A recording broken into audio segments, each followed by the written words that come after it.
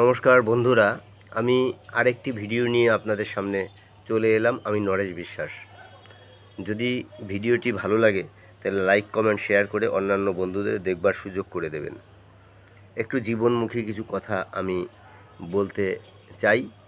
নিজেকে আপনি যা ভাববেন আপনি ঠিক তাই। আপনি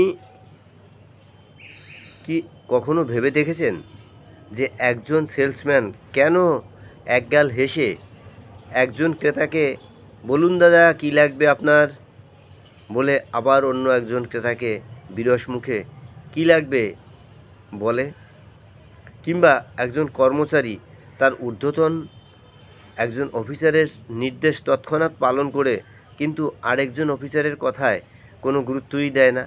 কেন এমন হয়?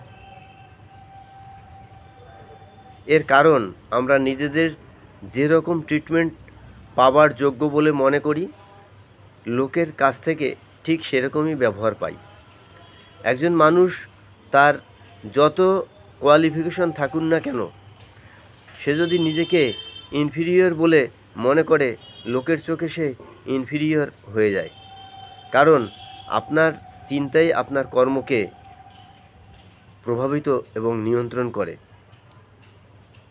এমন পোশাক পরুন যেটা আপনার ও আপনার চিন্তার সঙ্গে মানানসই। তো আপনি কমফোর্টেবল ফিল করেন, কখনোই এমন পোশাক পরবেন না যাতে আপনার অস্বস্তি হয়। মনে রাখবেন, এই অস্বস্তি কিন্তু আপনার ব্যক্তিত্বে গভীর ছাপ ফেলতে সক্ষম।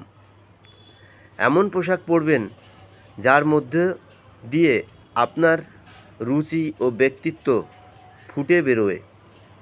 একটি কথায় আছে, প্রথমে দর্শনধারী পরে গুণ বিচারী। তো দর্শন আপনার যদি ঠিকঠাক থাকে তাহলে আপনার মধ্যে যে গুণাগুণটা আছে সেটাও কিন্তু ফুটে উঠবে। ধন্যবাদ, আজকে এইটুকুই। পরের ভিডিওতে আমি আবার আসব। ভালো থাকবেন প্রত্যেকে।